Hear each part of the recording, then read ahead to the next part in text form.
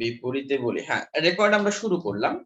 তো এখন এখানে এমএসবি এবং এলএসবি কনসেপ্টটা বোঝার জন্য আমরা যদি একটা ডেসিমাল নাম্বার ধরি 9192130, তো এইখানে সবচেয়ে বেশি পজিশনের মানে কোন ভ্যালুটাকে সবচেয়ে হাইয়েস্ট কন্ট্রিবিউটর হিসেবে ধরা যায় 9। এখানে 9 কত, এটা যদি আমরা আমাদের সিস্টেমে বোঝার চেষ্টা করি, এটা একক, দশক, শতক, সহস্র, অযুত। অযুতের ঘরে রয়েছে 9, তাহলে এই 9 সংখ্যাটা বা 9 অঙ্কটা আমাদের এই সংখ্যার ক্ষেত্রে সবচেয়ে বেশি কন্ট্রিবিউট করে। তো আমরা এমএসবিটা বোঝানোর চেষ্টা করছি বাইনারির ক্ষেত্রে। মোস্ট সিগনিফিক্যান্ট বিট বলতে যেটা বুঝবো সেটা হচ্ছে এই বাইনারি নাম্বারটার ক্ষেত্রে সবচেয়ে বেশি কন্ট্রিবিউট কোন ভ্যালুটা করে থাকে, কোন পজিশনের ভ্যালুটা করে থাকে, সেটাকে বলছি আমরা এমএসবি। ঠিক আছে, আশা করি এমএসবিটা আমরা বুঝতে পেরেছি। তো এখন এখানে এমএসবি এলএসবি এই দুইটা কনসেপ্ট ব্যবহার হবে এবং সাইন্ড এবং আনসাইন্ড এই দুইটা কনসেপ্ট ব্যবহার হবে নাম্বার রিপ্রেজেন্টেশনের ক্ষেত্রে। সাইন্ড নাম্বারের ক্ষেত্রে যেটা হবে যে আমার কম্পিউটারের মধ্যে যতগুলি বিট ব্যবহারযোগ্য থাকবে, আচ্ছা এই বিট ব্যবহারযোগ্য বিষয়টা একটু আমি আবার তোমাদেরকে বলছি। দেখো এখানে আমি একটা জিনিস বলে রাখি যে আমাদের ক্লাস সংখ্যা যেহেতু কম হবে, সেখানে আমরা টোটাল কতটা আগাতে পারবো এটা আমি বুঝতে পারছি না। তো যেটা আমি বলছিলাম, আমাদের কম্পিউটারটা, আমরা যে কম্পিউটার ব্যবহার করি সেই কম্পিউটারের ক্ষেত্রে বিট সংখ্যা বলে একটা বিষয় আছে। Bit, number of bits, number of bits. একটা কম্পিউটার, তোমার কম্পিউটার যদি 16 বিটের হয় তাহলে সেই কম্পিউটার 16 বিট বলতে তুমি সেই কম্পিউটারে অপারেটিং সিস্টেম 16 বিটের দিতে পারবা। বর্তমানে অধিকাংশ কম্পিউটারই 64 বিটের এবং তার অপারেটিং সিস্টেমও 64 বিটের হয়। তো আমরা যখন স্টুডেন্ট অবস্থায় ছিলাম সেই সমস্ত কম্পিউটারের ক্ষেত্রে কম্পিউটারগুলি ছিল 32 বিটের। তো এখন আমি যদি একটা 32 বিট কম্পিউটারের কথা চিন্তা করি, 32 বিটস, এইটা যদি আমি একটা কম্পিউটারের কথা চিন্তা করি তাহলে সেই কম্পিউটারের ভিতরের যত ধরনের কাজ হোক, তার মধ্যে ডাটা হোক, যা কিছুই থাকুক না কেন, সেটাকে 32 বিটের বাইরে গিয়ে কাজ করতে পারবে না। আমি কি বোঝাতে পারলাম? Hello, sir. আমি একটা কম্পিউটার নিয়েছি, বাজার থেকে কিনে নিয়েছি, সেই কম্পিউটার 64 বিটের। ঠিক আছে, 64 বিটের বলতে আমি বুঝবো এই কম্পিউটারের প্রসেসর, তার ভিতরের সমস্ত ধরনের কাজকর্ম সে 64 বিট একত্রে নিয়ে কাজ করে। আমি যদি বাজার থেকে একটা কম্পিউটার 32 বিট কিনে নিয়ে আসি এবং সেইখানে আমি যদি 64 বিটের একটা অপারেটিং সিস্টেম দেওয়ার চেষ্টা করি, তাহলে সেই কম্পিউটারটা সেই অপারেটিং সিস্টেম নিতে পারবে না। কারণ অপারেটিং সিস্টেম সে চেষ্টা করছে 64 বিটের মানে সমস্ত কাজকর্ম করানোর, বাট মেশিন সেটাকে সাপোর্ট দিচ্ছে না। কারণ মেশিন বলতেছে যে না, আমি 32 বিটের বাইরে কিছুই গ্রহণ করতে পারবো না। কারণ 32 বিট তার ভিতরগত গঠন, ভিতরগত ইন্টারকানেকশন, ভিতরগত যা কিছু আছে সবই তার 32 বিটের। আমি যদি বাইরের থেকে 64 বিট চেষ্টা করি তাহলে সে কখনোই সেটাকে কাজ করার মতো সে কাজ করতে পারবে না। তোমরা কখনোই কি এ ধরনের কোনো সমস্যায় পড়েছো যে একটা সফটওয়্যার ইনস্টল করতে গিয়ে সফটওয়্যারটা বলছে যে সফটওয়্যারটা আসলে ইনস্টল করা যাচ্ছে না? কারো যদি 32 বিট মেশিন থাকে, সেখানে যদি 64 বিট অপারেটিং সিস্টেম দিতে চেষ্টা করো, তাহলে সেই মেশিনটায় অপারেটিং সিস্টেম দেয়া যাবে। তোমরা নিশ্চয়ই অপারেটিং সিস্টেম দেওয়ার আগে সিডির উপরে বিট সংখ্যাটা উল্লেখ করা দেখেছো, তাই না? কেউ কি অপারেটিং সিস্টেম ইনস্টল দিয়েছো এ পর্যন্ত? স্যার। হ্যাঁ, দেওয়ার ক্ষেত্রে কি বাইরের থেকে যখন সিডিটা নিয়ে আসছো, সিডির উপরে 32 বিট 64 বিট অপারেটিং সিস্টেম এরকম লেখা আছে না? জি স্যার, এটা উল্লেখ করা থাকে স্যার। উল্লেখ করা থাকে। সেই উল্লেখিত সংখ্যাটা বা উল্লেখিত যে স্টেটমেন্টটা, এইটার ব্যাপারে কখনো কি কেউ কোশ্চেন করেছে যে 32 বিট 64 বিট কেন হয়, কেন এটা দিয়ে পারবো না? আমাদের কাছে সবার কাছে এরকম ধারণা থাকে যে আসলে 32 বিট মেশিনে 32 বিটই যায়, এর বেশি কম দিতে গেলে হবে না। এই ধারণাটা আমাদের সবার মধ্যেই রয়েছে বা আছে।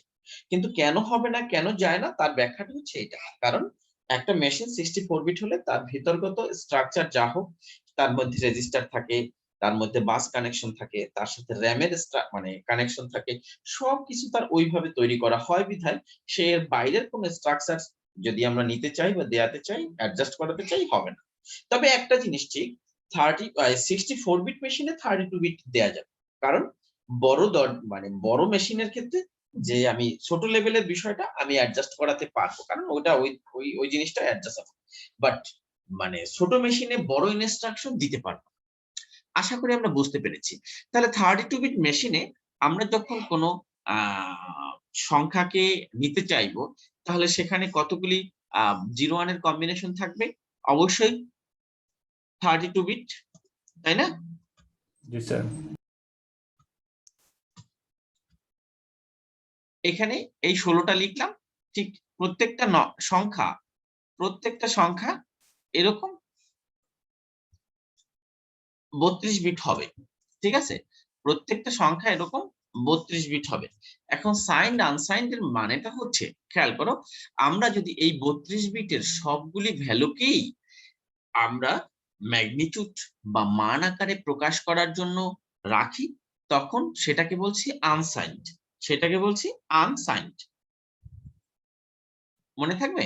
আনসাইন্ড, যে এই 32টা বিটই ভ্যালু আকারে মানে ভ্যালু প্রকাশের জন্য ব্যবহার হবে, সেখানে কোনো প্লাস মাইনাস এর জন্য কোনো ফিক্সড বিট থাকবে না। আমি আবার বলছি, ধরে নাও সাইন্ড আর আনসাইন্ড এর কনসেপ্টটা বোঝাচ্ছি। আচ্ছা, এই সংখ্যাটা, এই 3টা ভ্যালু,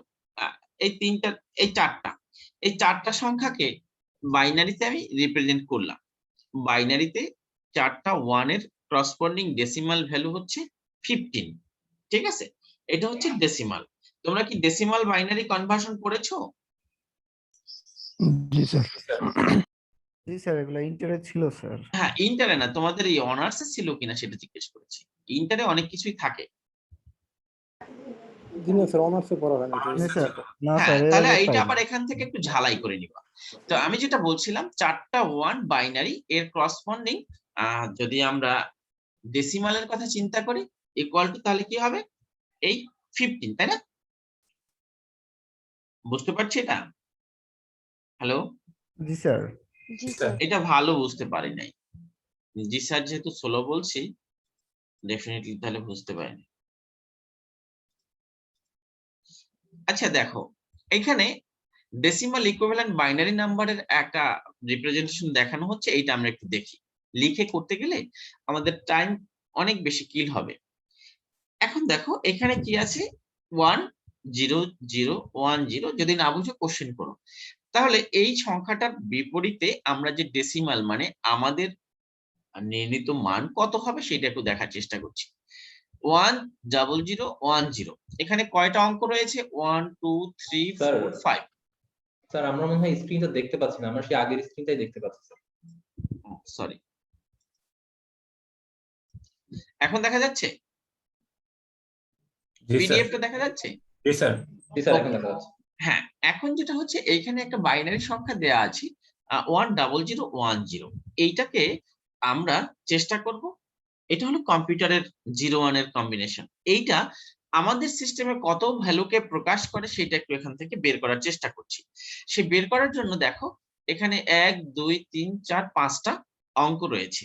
সেই 5টা অঙ্কর যদি পজিশন ভ্যালু দেওয়ার চেষ্টা করি, তাহলে এই জাস্ট শুরুর যে অঙ্কটা রয়েছে সেটাকে আমি 0 অবস্থান 0, তারপর 1 এর অবস্থান 1, তারপরে 0 এর অবস্থান 2 3 4, মানে এই এমএসবি যেটা আছে, কিছুক্ষণ আগে আমরা এমএসবি বুঝলাম না, সেই এমএসবি পজিশনের ভ্যালুটার মানে লোকেশন কত? 4।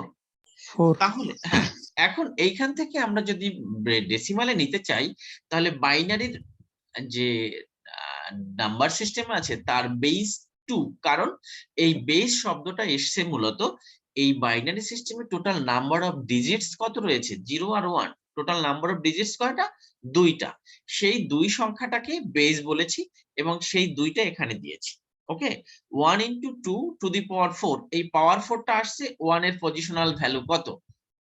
1 এর লোকেশনটা কত? 4 নম্বরে। এরপরে যদি এখানে 0 না থেকে 1 থাকতো, তাহলে এখানে হতো 1 1 into 2 to the power 3, কারণ 2 to the power 3 আর 2 আসবে কোত্থেকে?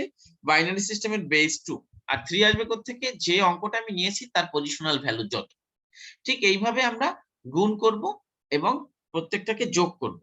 এই 1 × 2 টু দি পাওয়ার 4 প্লাস এই 0 × 2 to the power 3 plus 0 × 2 to the power 2 এরকম করে করে যেটা আসলো সেখানে আমরা পেলাম এটা 18। এখন কোশ্চেন হচ্ছে এইখানে সবগুলি অঙ্ককে আমরা ভ্যালু রিপ্রেজেন্টেশনের জন্য ব্যবহার করেছি। ঠিক আছে, এখন দেখো এখানে লেখা আছে in sign number representation the most significant bit of the number represents the sign of number. মানে বিষয়টা দাঁড়াচ্ছে এটা যদি সাইন রিপ্রেজেন্টেশন হতো আমাদের কম্পিউটার সিস্টেমে যে এইটা পজিটিভ না নেগেটিভ, এইটাকে প্রকাশ করার জন্য এই এমএসবি পজিশনে যে ভ্যালুটা রয়েছে 1, এইটাকে আমি ভ্যালু রিপ্রেজেন্টেশনের জন্য ব্যবহার করব না। ঠিক আছে, যদি এটাকে ভ্যালুর জন্য ব্যবহার না করি এবং এটাকে যদি আমি সাইন প্রেজেন্টেশনের জন্য ব্যবহার মানে রেখে দেই, তাহলে রিমেইনিং যে বিটগুলি রয়েছে সেইগুলি দ্বারা আমরা মূলত ভ্যালুকে রিপ্রেজেন্ট করতে পারবো। আর according to the positional value, according to the value of this MSB, এটা মাইনাস না প্লাস এইটা বোঝানো যেতে পারে। তাহলে এখন দেখো এখানে কিছু কথাবার্তা লেখা আছে। এখানে দেখো এই 8 বিট রিপ্রেজেন্টেশনের ক্ষেত্রে এখানে জাস্ট সে একটা এক্সাম্পল আকারে দেখাইছে।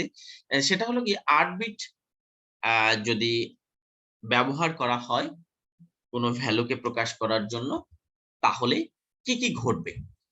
যে 8টা শূন্যকে যদি আমি রাখি 8টা বিটকে যদি টোটালটাই আমরা ভ্যালু আকারে প্রকাশ করার চেষ্টা করি তাহলে সেটার মান হবে 0।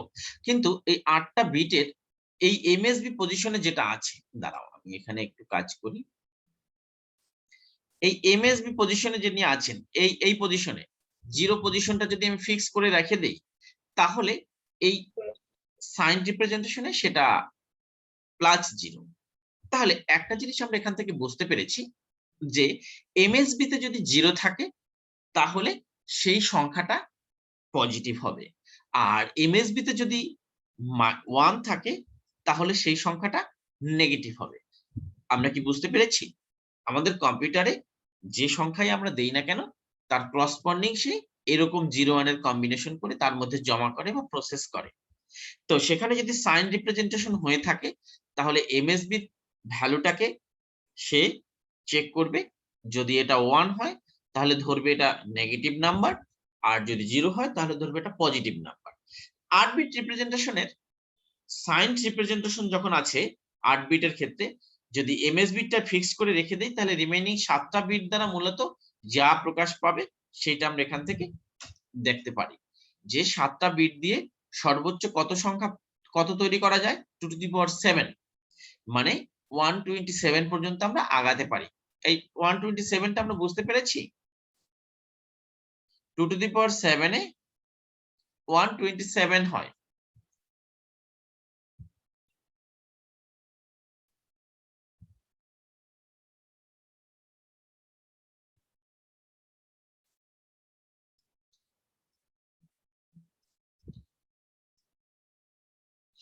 তাহলে বিষয়টা দাঁড়াচ্ছে 8 বিটের মধ্যে যদি একটা বিট ফিক্স করে দেই তাহলে রিমেইনিং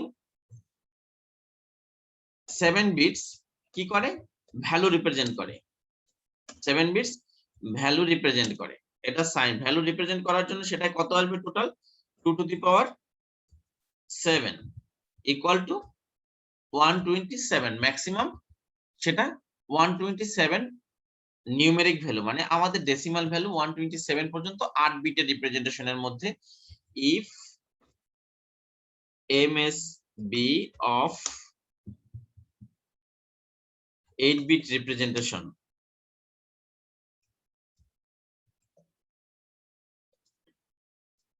ঠিক আছে,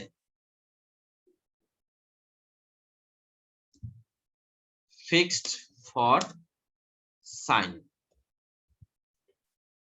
তাহলে কি দাঁড়াবে রিমেইনিং 7 বিটস রিপ্রেজেন্ট করবে কি ভ্যালু, 7 bits represent value equal to 2 to the power 7। এই 2 টু দি পাওয়ার 7 মানে 127, ঠিক আছে। এখন যদি অষ্টম পজিশনের ভ্যালুটা মানে 8th পজিশন বা এমএসবি পজিশনের ভ্যালুটা 0 হয়, যদি MSB if MSB equal to 0 if MSB 0 হয় তাহলে এই ভ্যালুটা হবে কত, বাকি 7টা বিট কত প্রকাশ করবে, plus 127। If MSB equal to 0 then value will maximum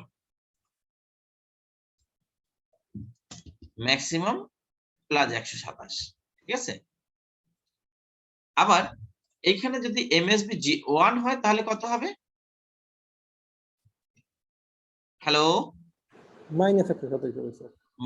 minus 127, 127 sorry minus 127। কিন্তু আমার যদি 8 বিট আমি ফিক্স করে না রাখি, এমএসবি যদি ফিক্স করে না রাখি, আনসাইন্ড হয়, যদি আনসাইন্ড এর ক্ষেত্রে হয়, আনসাইন্ড এর ক্ষেত্রে কি ঘটছে দেখি আমরা। আনসাইন্ড এর ক্ষেত্রে তা এখানে আনসাইন্ড এর ক্ষেত্রে কি হয়েছে দেখো, আনসাইন্ড এর ক্ষেত্রে হচ্ছে জাস্ট এই টোটাল 8টা বিট আমার ভ্যালু রিপ্রেজেন্টেশনের জন্য ব্যবহৃত হবে। টোটাল 8টা বিট যদি ভ্যালু রিপ্রেজেন্টেশনের জন্য যদি ব্যবহৃত হয় তাহলে টোটাল নাম্বার অফ মানে ডিফারেন্ট নাম্বারস টোটাল হবে 256টা, আর ম্যাক্সিমাম ভ্যালু হবে 255। ঠিক আছে, ম্যাক্সিমাম ভ্যালু হবে 255, মানে 2 টু দি পাওয়ার 8, খেয়াল করো 2 to the power 8 plus 2 to the power 7 plus 2 to the power 6, এরকম করে করে যে সাম আপটা হবে সেটা হচ্ছে এই আনসাইন্ড এর ক্ষেত্রে যেটা হয় আর। তাহলে যদি আমাদের আনসাইন্ড হয়, আনসাইন্ড এর ক্ষেত্রে টোটাল 8 বিটস ইউজ ফর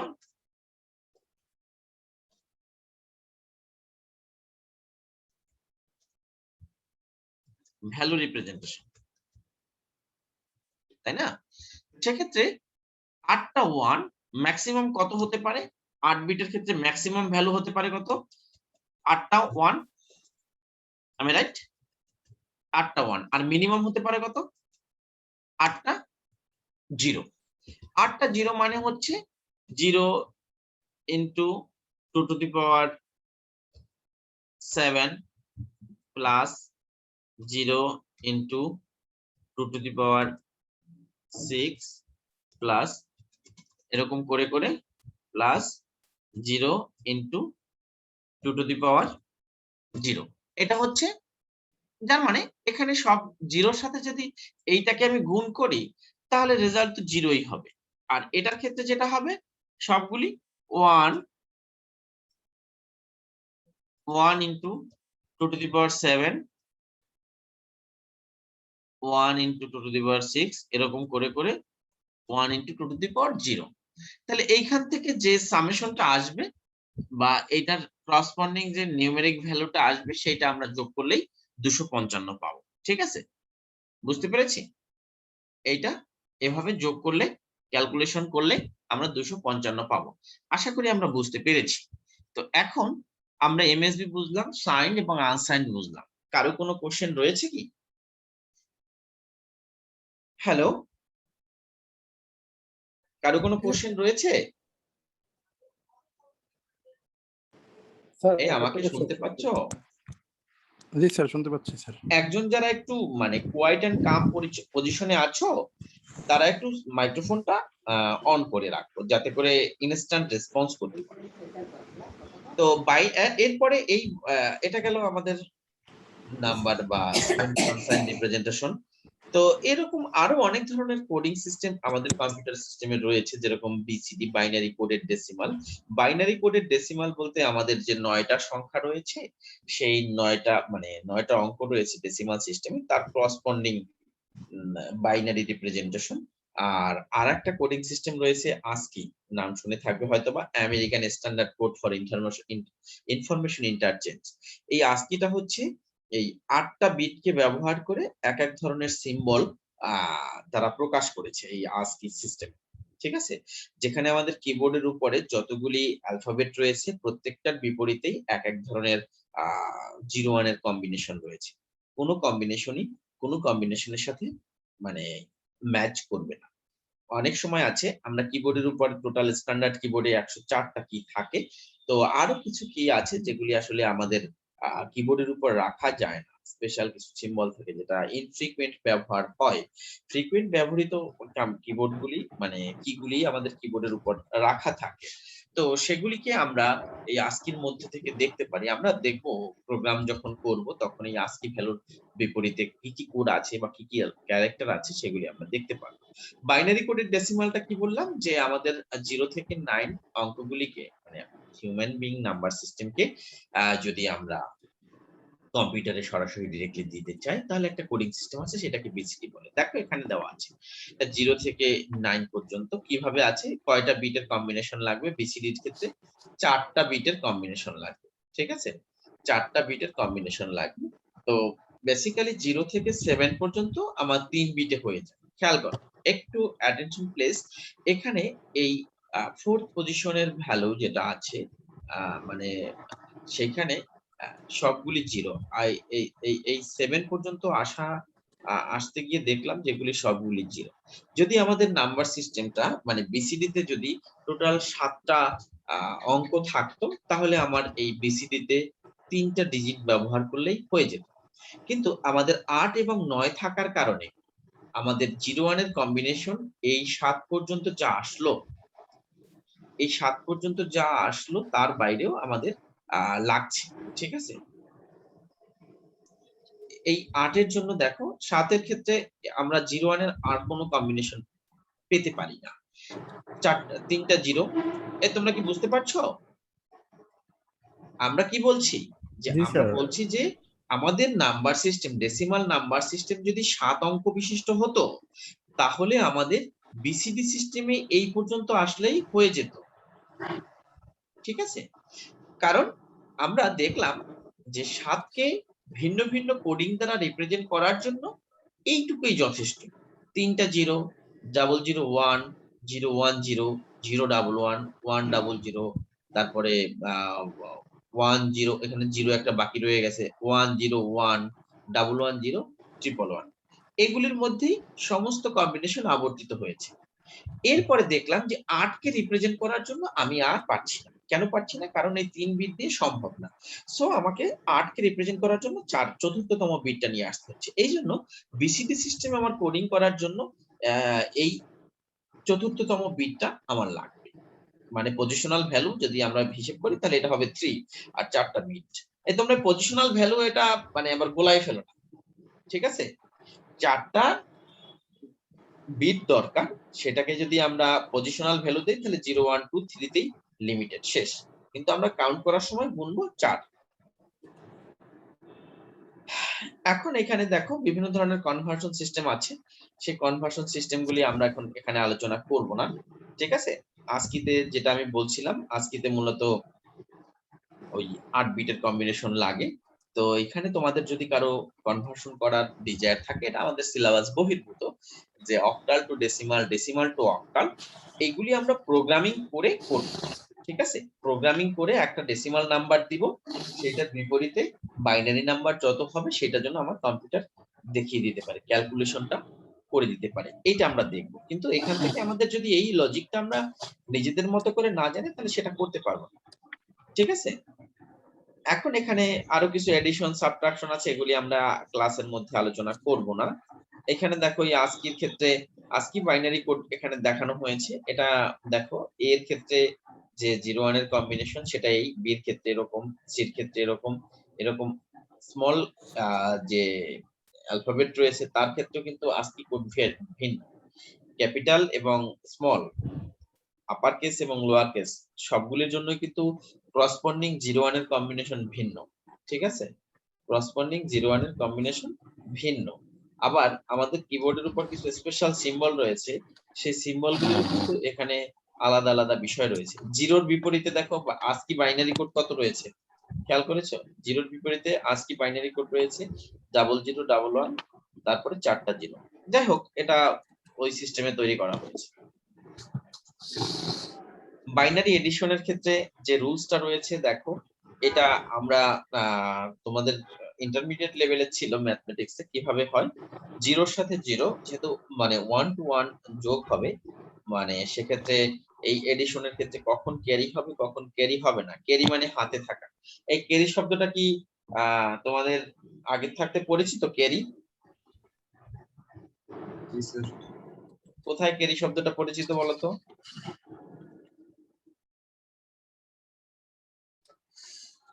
আমাদের ইউনিভার্সিটিতে রিপিট শব্দটা পরিচিত আছে, তাই না?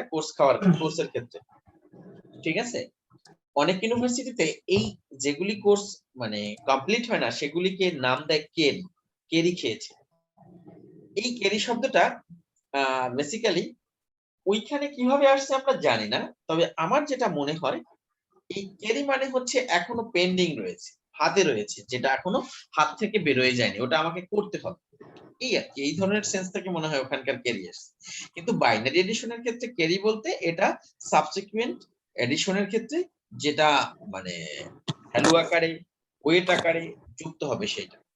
যে জিরোর সাথে জিরো অ্যাড করলে কোনো ক্যারি প্রডিউস হবে না, জিরোর সাথে 1 অ্যাড করলে কোনো ক্যারি প্রডিউস হবে না, বাট আমরা যখন 1 এর সাথে 1 যোগ করব তখন একটা ক্যারি প্রডিউস হবে।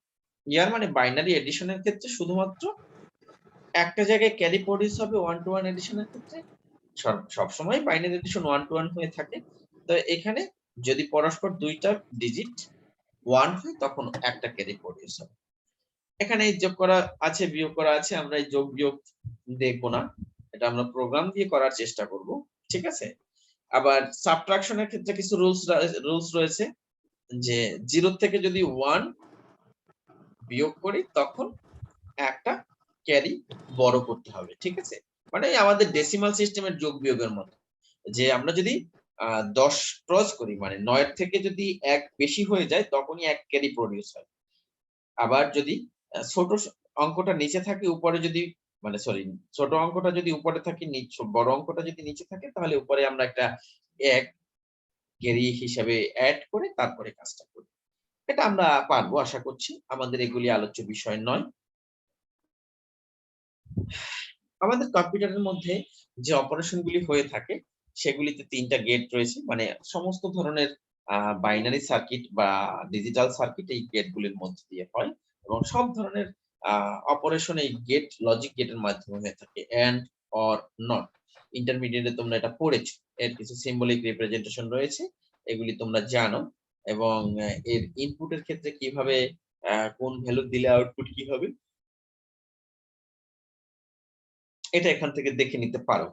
এরপরে কিছু ইউনিভার্সাল গেট রয়েছে, ন্যান্ড, নর, নট, এই ন্যান্ড গেট, নর গেট, এক্সঅর গেট, এক্সনর গেট, এগুলি তোমরা এখান থেকে দেখে নিতে পারো।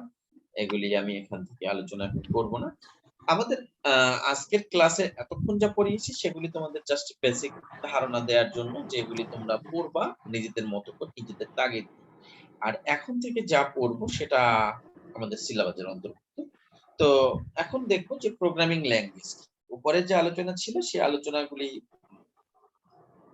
বেসিকের জন্য, ওটা তোমাদের মতো করে পড়বো। প্রোগ্রামিং ল্যাঙ্গুয়েজ, ল্যাঙ্গুয়েজ কেন লাগে? ল্যাঙ্গুয়েজ মূলত আমরা যদি হিউম্যান বিং এর ক্ষেত্রে চিন্তা করি তাহলে একে অপরের সাথে ভাব বিনিময়, ইন্টারঅ্যাকশন, ইন্টারফেস, এটা হওয়ার জন্য ল্যাঙ্গুয়েজটা প্রয়োজন। ভাষাবিহীন অবস্থায় আমরা কারোর সাথে কেউ যোগাযোগ করতে পারবো।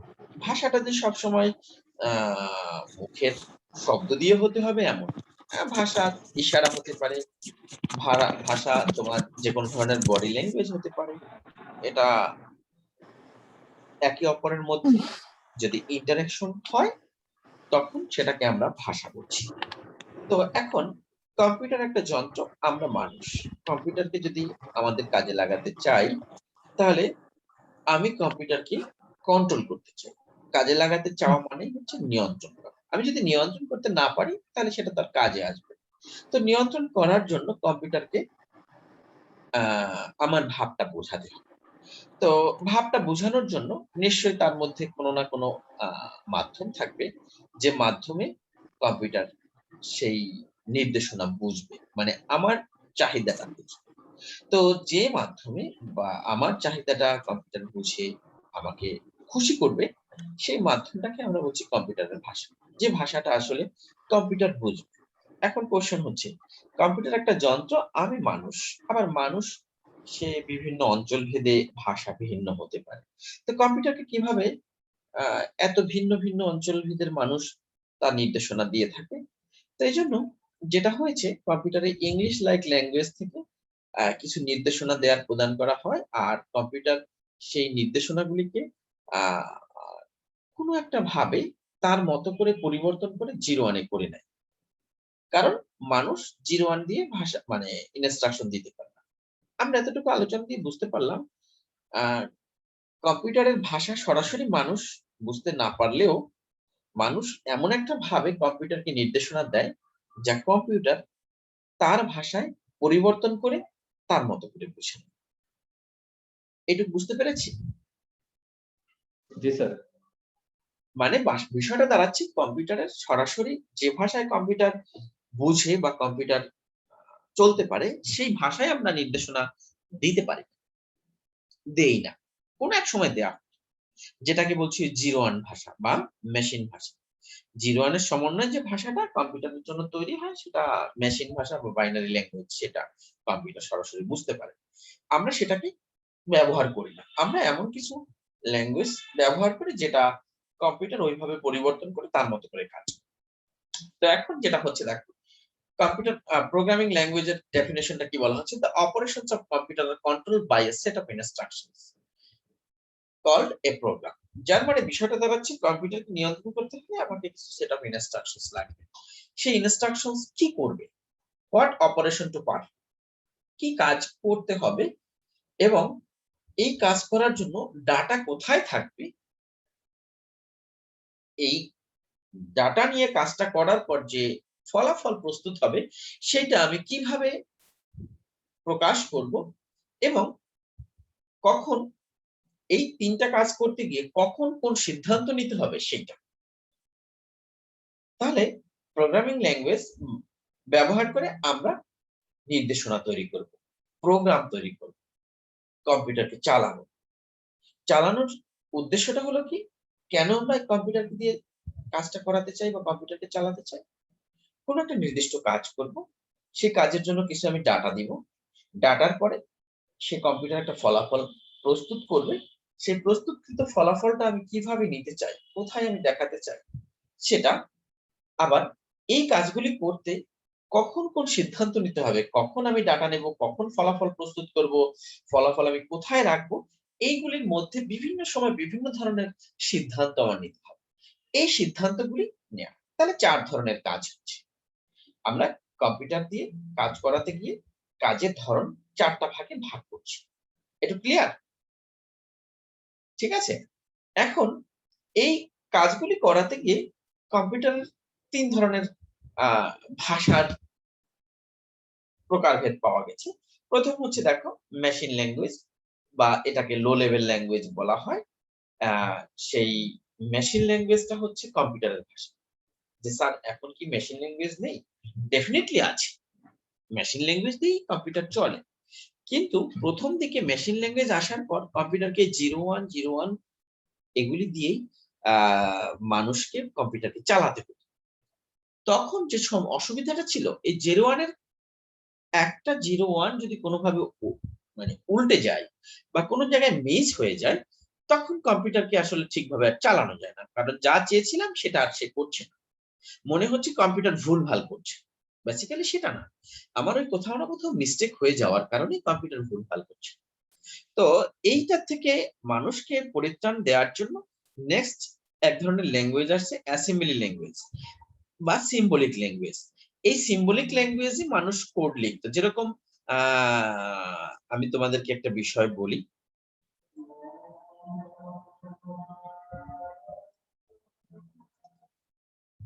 মেশিন ল্যাঙ্গুয়েজ ছিল 0-1, মেশিন ল্যাঙ্গুয়েজ ছিল 0-1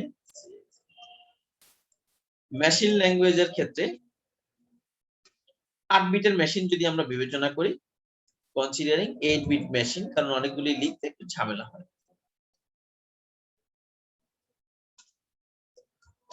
8 বিট মেশিন। ঠিক আছে, তাহলে মেশিন ল্যাঙ্গুয়েজে যদি আমি এডিশন বোঝানোর জন্য যে কোডটা লাগবে সেই কোডটা যদি হয় এরকম 11101001, এটা হলো মেশিন ল্যাঙ্গুয়েজের ক্ষেত্রে শুধুমাত্র যোগ অপারেশন করার জন্য যে কোডটা লিখতে হবে সেটা যদি হয় এরকম, ধরে নাও এখানে আমি, এরপরে অ্যাসেম্বলির ক্ষেত্রে যেটা হবে, অ্যাসেম্বলির ক্ষেত্রে এই এডিশনটাকে বোঝানোর জন্য শুধুমাত্র অ্যাড লিখতে হবে। তাহলে সেই অ্যাড অ্যাসেম্বলি ল্যাঙ্গুয়েজের যে অ্যাসেম্বলার থাকে সে সেইটাকে পরিবর্তন করে এইটাই পরিবর্তন করে দেয়, এই তিনটা 101001 এইটাই সে কনভার্ট করে দেয়। ঠিক আছে, এরপরে যে হাই লেভেল ল্যাঙ্গুয়েজ রয়েছে, হাই লেভেল ল্যাঙ্গুয়েজ, হাই লেভেলের ক্ষেত্রে এই অ্যাডটাকে বোঝানোর জন্য শুধুমাত্র প্লাস চিহ্ন দেওয়া হয়। এখন আমরা এই ল্যাঙ্গুয়েজ থেকে হোক, মানে এই অ্যাসেম্বলি থেকে হোক আর হাই লেভেল থেকে হোক, যেখানেই প্রোগ্রাম লিখি না কেন, ধরে নাও আমরা 5 এর সাথে 4 যোগ করতে চাই। প্রবলেমটা হচ্ছে অ্যাড 5 প্লাস 5 এবং 4 এদেরকে যোগ কর। প্রবলেমটা হচ্ছে 5 এবং 4 কে যোগ কর। যদি মেশিন ল্যাঙ্গুয়েজ হয় তাহলে আমাকে যে কাজটা হবে, দেখো মেশিনের ক্ষেত্রে 5 এবং 4 কে যোগ করো। প্রবলেম হচ্ছে পারফর্ম addition 5 with 4।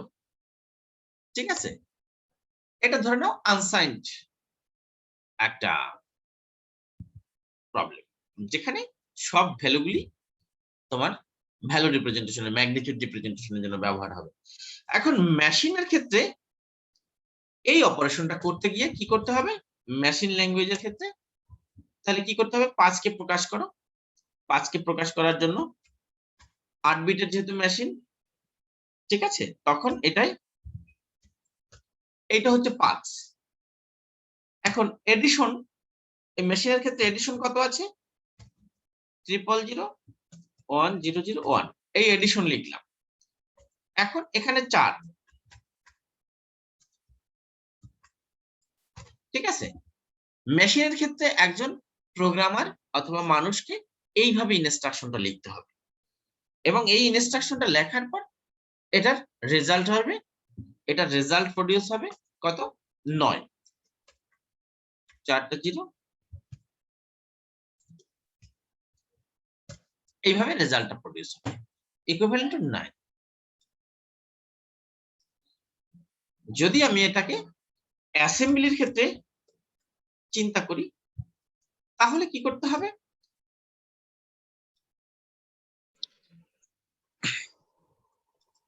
অ্যাসেম্বলির ক্ষেত্রে যেটা চিন্তা করতে হবে, এখন এই 01 এর কনসেপ্ট বাদ দিয়ে আমি এখানে 5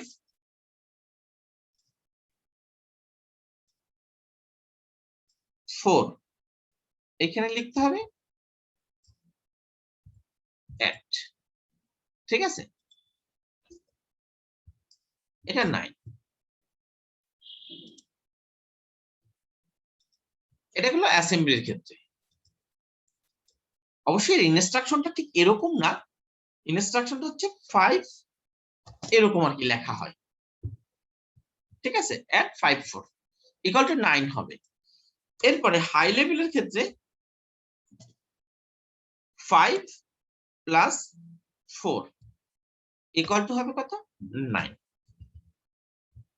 আমি এখন তোমাকে যে জিনিসটা বোঝানোর চেষ্টা করছি সেটা হলো গিয়ে, একজন প্রোগ্রামারের পক্ষে এই একটা ইনস্ট্রাকশনকে মনে রাখতে গেলে যে কষ্ট পোহাতে হবে, তার থেকে অ্যাসেম্বলিতে একটু সহজতর হলো, তার থেকে হাই লেভেলে আমাদের যেভাবে আমরা যোগ করতে অভ্যস্ত সেই সিম্বলটাই ব্যবহার করতে পারছি। এখন যদি তুমি একজন প্রোগ্রামার, তোমাকে যোগ, বিয়োগ, গুণ, ভাগ, পার্সেন্টেজ, আরো অনেক অপারেশন আছে, পার্সেন্টেজ, পাওয়ার, আরো অনেক ধরনের অপারেশন আছে, হিউজ ইনস্ট্রাকশন সেট, মানে লজিক, তারপরে ডাটা ট্রান্সফার, প্রত্যেকটা তো আমাদের কম্পিউটার ইনস্ট্রাকশন দিয়ে করে, প্রত্যেকটার জন্য আলাদা আলাদা কোড তৈরি হয়। তো এক্ষেত্রে এতগুলি ইনস্ট্রাকশন একজন মানুষের পক্ষে 0 1 এর কম্বিনেশন কি মনে রাখা পসিবল? সেখানে তো একটা জিরো উল্টেই যেতে পারে, একটা জিরো উল্টেই যেতে পারে, যেখানে 11101 এখানে জিরো রয়েছে না 1 রয়েছে, এটা তো আমি মিস্টেক করতেই পারি। সো মেশিন ল্যাঙ্গুয়েজটা আসলে আমাদের জন্য মনে রাখাটা অনেক কঠিন এবং প্রোগ্রাম করাটাও অনেক কঠিন। তো এই জন্য আমরা আস্তে আস্তে প্রোগ্রামিং ল্যাঙ্গুয়েজের বিবর্তন বা ডেভেলপমেন্টের সাপেক্ষে আমরা অ্যাসেম্বলি বা হাই ল্যাঙ্গুয়েজে অভ্যস্ত হই। সবাইকে আমরা বুঝতে পেরেছি? হ্যালো স্যার, আসসালামু আলাইকুম। ওয়ালাইকুম আসসালাম। স্যার এই যে কোশ্চেন গুলো স্যার আছে না স্যার, আমাদের যদি এরকম না দিয়ে স্যার একটু সাজেশনের মতো আকারে দেওয়া যেত স্যার, তাহলে স্যার আমাদের জন্য একটু ভালো হতো স্যার। ওরে বাবা, এটা সাজেশন কি দেবো? এটা তো তোমাদের প্র্যাকটিক্যাল শিখতে হবে। এই যতটুকু আমি বলছি আগে দেখো, তোমরা মানে সাজেশন পরে হবে। তোমাদের কাছে যে বইটা আমি দিয়েছি আর এই যে ক্লাসগুলি দিচ্ছি এইগুলি একটু দেখো, কতটা তোমাদের পরীক্ষা তো দেরি আছে, তাই না? স্যার আসলে ব্যাপারটা হচ্ছে কি স্যার, আমরা তো আসলে মানে আমাদের তো ব্যাকগ্রাউন্ড স্যার সিএসসি না, আর হচ্ছে স্যার মেশিন লার্নিং আর প্রোগ্রামিং এর যে না না ব্যাপার। না, আমি তোমাকে মেশিন লার্নিং শেখাচ্ছি না, আমি তোমাদের মেশিন লার্নিং শিখাচ্ছি না, আর প্রোগ্রামারও বানাচ্ছি না। আমি তোমাদেরকে চেষ্টা করছি যে বেসিক প্রোগ্রাম সম্পর্কে একটা ধারণা দেওয়ার জন্য। তোমাদেরকে আমি কম্পিউটার সায়েন্সের গ্রাজুয়েট মানে কি করবো বলো? জি স্যার, তারপরও স্যার হচ্ছে স্যার মানে মানে এখন স্যার আমরা স্ক্রিনের মাধ্যমে দেখতেছি তো স্যার, অনেক কিছু স্যার মাথার উপর দিয়ে চলে যেতেছে স্যার, কিছুই বুঝতেছি না আর কি। খুব ভালোভাবে এটা চেষ্টা একটা ভালো কথা বলছো, রেকর্ডিং করছি যেহেতু তোমরা পরে এটা রেকর্ডটা একটু আমি ইউটিউবে দিয়ে দেবো, তোমরা ওখান থেকে একটু দেখে নিও, দেখে নেওয়ার পরে যদি কোনো প্রবলেম তৈরি হয় তাহলে সেখানে আমরা আবার ডিসকাস করতে পারবো। আর এখন তোমাদের যে ক্লাসগুলি নিচ্ছি, এই আজকের যে ক্লাসটা, এটা আসলে আমাদের প্রিলিমিনারি ক্লাস, তবে এই কনসেপ্টগুলি রেফারেন্স আকারে নেক্সট যখন আমরা হাতে কলমে করব। আচ্ছা, তোমাদের সবার কি কম্পিউটার আছে? স্যার সবার আসলে স্যার যেটা সত্যি কথা না, স্যার, মোটামুটি 80% এর আছে স্যার, আর বাকি ওকে, 20% ঠিক নাই আছে, 20% এর তো মোবাইল আছে, অ্যান্ড্রয়েড মোবাইল আছে না? স্যার। আবার 20% এর মধ্যে স্যার 15% এর মোবাইল নেই স্যার, মানে অ্যান্ড্রয়েড ফোন নাই স্যার। তাহলে তো বিপদ। স্যার একটু তাহলে ওরা বিপরীত ক্লাস স্যার, করে সেজন্যই স্যার কিভাবে? আমি স্যার ব্যাপারটা এরকম করে বলছি স্যার। আসলে ব্যাপারটা হচ্ছে স্যার, আমাদের যদি একটু থিওরিটিক্যালি স্যার সাজেশন দিয়ে এটা। না না, এটা থিওরিটিক্যালি বাবা হবে না, এটা থিওরিটিক্যালি তোমাদের প্র্যাকটিক্যাল ক্লাস। আচ্ছা শোনো, আমি তোমাকে একটা কথা বলি যে 15% যাদের মোবাইল এবং কম্পিউটার কিছুই নেই, তাদের জন্য তারা তো ক্লাসও করছে না, আমি রাইট? জি স্যার। যদি তাদের ক্লাস করার সুযোগ থাকে তাহলে যতদূর আমি জানি এই প্রোগ্রাম করার জন্য অ্যান্ড্রয়েড ফোনের মধ্যেও কম্পাইলার সেট করা যায়, আমরা সেখান থেকে কাজটা করতে পারবো। যাদের কম্পিউটার আছে এবং সুযোগ রয়েছে তারা চেষ্টা করো, এটা অনেক মজার একটা কোর্স। কি বলছি বুঝতে পেরেছো? আমি কিন্তু তোমাদের গ্রাফিক্স এর ক্ষেত্রে এই কথা বলিনি। তোমরা নিজেরা যখন এইটার একটা প্রোগ্রাম করতে পারবা বা এর মধ্যে ঢুকে যেতে পারবা, তখন দেখবা যে এটা তোমাকে কতটা বেশি আনন্দ দেয়। এনিওয়ে, সেটা আমরা আগে না বলি, আমরা দেখি কতটুকু আগানো যায়। আর এটা নিয়ে ভয় পাওয়ার খুব বেশি কিছু আছে বলে মনে করছি না। তোমরা যাদের সুযোগ আছে তারা একটু শেখার চেষ্টা করো, আর যাদের সুযোগ নাই তারা মানে ভিডিও দেখে নিজের মতো করে একটু চেষ্টা করো, আর না পারলে তো কিছু করার নেই। আর যদি আমার কাছ থেকে কোনো ধরনের হেল্প বা কোনো সাপোর্ট প্রয়োজন পড়ে যে স্যার এইটা করলে আমাদের একটু উপকার হয়, তাহলে আমাকে জানান, ঠিক আছে? এখন এখানে হাই লেভেল ল্যাঙ্গুয়েজটা হচ্ছে প্রসিডিউর ওরিয়েন্টেড ল্যাঙ্গুয়েজ। আমরা এখানে আলোচনা করছি মূলত 3 ধরনের ভাষাকে ব্যবহার করে মানুষ কম্পিউটারকে নির্দেশনা দিতে পারে। সেই 3 ধরনের ভাষাকে মেশিন, অ্যাসেম্বলি এবং প্রসিডিউর ওরিয়েন্টেড বা হাই লেভেল ল্যাঙ্গুয়েজ, 3টা ভাগে ভাগ করেছি। বাট মেশিন সবসময় মেশিন লেভেল ল্যাঙ্গুয়েজকে ব্যবহার করে কাজ করে থাকে বা বুঝে থাকে, ঠিক আছে? এইখানে এইগুলি আলোচনা করা হয়েছে। অ্যাসেম্বলি ল্যাঙ্গুয়েজেই যে আমি তোমাদেরকে বললাম এগুলি এখানে দেয়া আছে। হাই লেভেল ল্যাঙ্গুয়েজ এর মধ্যে আমরা যেভাবে লিখি, এই যে ফরট্রান টরট্রান সি, সি একটা হাই লেভেল ল্যাঙ্গুয়েজ। এই দেখো প্রসিডিউর ওরিয়েন্টেড ল্যাঙ্গুয়েজ, বেসিক, এখানে এটা একটা কোশ্চেন হতে পারে, ঠিক আছে? প্রসিডিউর ওরিয়েন্টেড ল্যাঙ্গুয়েজ কি কি আছে? BASIC, COBOL, FORTRAN, C, C plus plus, Java, এইগুলি মানে প্রসিডিউর ওরিয়েন্টেড বা হাই লেভেল ল্যাঙ্গুয়েজ, ঠিক আছে। আর হাই লেভেল ল্যাঙ্গুয়েজকে মোটামুটি 3টা জেনারেশনে ভাগ করা যায়, 3টা ক্যাটাগরিতে ভাগ করা যায়। এটা হচ্ছে third, fourth and fifth generation. Third generation এগুলি তোমাদের ক্ষেত্রে দেখো, তোমরা হয়তোবা অনেকেই বলতে পারো যে স্যার এগুলি আমরা শিখে কি করব। তো আমি তোমাদের জ্ঞাতার্থে বলছি, এটা তোমরা যদি ডিজাস্টার ম্যানেজমেন্ট থেকে ডিগ্রি কমপ্লিট করার পর কোনো একটা মানে সেশনে ভাইবা বা কোনো একটা জায়গায় কোনো কিছু বলার জন্য আহ, তোমাদেরকে ফেস করতে হয়, তখন এই যে ছোট ছোট কথাগুলি আছে এগুলি তোমার অনেক উপকারী। যে আমরা হাই লেভেল ল্যাঙ্গুয়েজের 3টা ক্যাটাগরিতে ভাগ করছি। প্রসিডিউর ওরিয়েন্টেড যেটাকে থার্ড জেনারেশন বলা হয়, আর বর্তমানে সব টপ লেভেল ল্যাঙ্গুয়েজ হচ্ছে মানে টপ জেনারেশনটা হচ্ছে ফিফথ, যেটা ন্যাচারাল ল্যাঙ্গুয়েজ প্রসেস করে। এর ফোর্থ জেনারেশন রয়েছে প্রবলেম ওরিয়েন্টেড, ঠিক আছে। প্রসিডিউর ওরিয়েন্টেড এটা হাই লেভেল ল্যাঙ্গুয়েজ, বেসিক, কবল, ফর্টান, সি। প্রবলেম ওরিয়েন্টেড এর মধ্যে রয়েছে, দেখো কি রয়েছে, কোয়েরি ল্যাঙ্গুয়েজ, ডাটাবেজের ক্ষেত্রে ব্যবহার হয়, রিপোর্ট জেনারেশন। স্যার আমরা ওই আগের স্ক্রিনটাই দেখতে পাচ্ছি স্যার। এই বেটারা, সেটা তো আগে বলবা, এতক্ষণ পরে যদি বলো তাহলে তো হবে না। এখন দেখা যাচ্ছে? জি স্যার। হ্যাঁ, এই যে হাই লেভেল ল্যাঙ্গুয়েজের কথা বলা হচ্ছে, হাই লেভেল ল্যাঙ্গুয়েজকে 3টা ক্যাটাগরিতে ভাগ করা যাচ্ছে, third, fourth and fifth. Third এর মধ্যে রয়েছে প্রসিডিউর ওরিয়েন্টেড, যেখানে রয়েছে FORTRAN, BASIC, COBOL, C, C plus plus, Java etcetera. এগুলি মূলত procedure oriented third generation language. তো প্রবলেম ওরিয়েন্টেড ল্যাঙ্গুয়েজের মধ্যে রয়েছে যে আমরা যে ডাটাবেজের নাম শুনেছি, যে আমরা কম্পিউটারে এখন ওয়েবসাইট, ওয়েব ভিত্তিক সবকিছুই তো ডাটাবেজ নিয়ে কাজ হয়। তো সেখানে কোয়েরি ল্যাঙ্গুয়েজ, কোয়েরি রিপোর্ট, এগুলি আরো অনেক কিছু আছে যেগুলি আসলে প্রবলেম ওরিয়েন্টেড ল্যাঙ্গুয়েজ ফোর্থ জেনারেশনের মধ্যে পড়ে, যে কোয়েরি ল্যাঙ্গুয়েজ, রিপোর্ট জেনারেটরস, অ্যাপ্লিকেশন জেনারেটরস, এগুলি। এরপরে ন্যাচারাল ল্যাঙ্গুয়েজের মধ্যে রয়েছে যেখানে সরাসরি ল্যাঙ্গুয়েজকে প্রসেস করা হয়, যেরকম এর মধ্যে রয়েছে লিস্ট, প্রোলগ, এগুলি হচ্ছে ন্যাচারাল ল্যাঙ্গুয়েজ প্রসেসিং। এটা আসলে আর্টিফিশিয়াল ইন্টেলিজেন্সের জন্য ব্যবহার করা হয়, ঠিক আছে। এখন আমরা এই যে ভাষাগুলির কথা উপরে দেখলাম, C, C plus plus, Java, আরো অনেক কিছু। তো স্যার এর মধ্যে আপনি কেন সি ল্যাঙ্গুয়েজ পড়াচ্ছেন, অন্য কিছু পড়াচ্ছেন না কেন? এরকম একটা কোশ্চেন হতে পারে। সেই কোশ্চেনের অ্যান্সার হচ্ছে যে সি হচ্ছে প্রসিডিউর ওরিয়েন্টেড ল্যাঙ্গুয়েজ, এবং এটা তুমি মানে এর কম্পাইলার সহ সিনট্যাক্স বলো যা রয়েছে, যা পরবর্তীতে অন্যান্য ল্যাঙ্গুয়েজ গুলির ক্ষেত্রে, যদি তুমি সিতে এক্সপার্ট হও তাহলে সেই ল্যাঙ্গুয়েজের মানে কোড লেখাটা বা সিনট্যাক্স লেখাটা বা টাইপ করাটা ইজি হবে, ইনস্ট্রাকশন দেওয়াটা ইজি হবে, এই আর কি। তো অনেকে অন্য কিছু শিখে তার লজিক সাফ করতে পারে, তাই জন্য আমরা সি কে প্রিফার করছি, ঠিক আছে।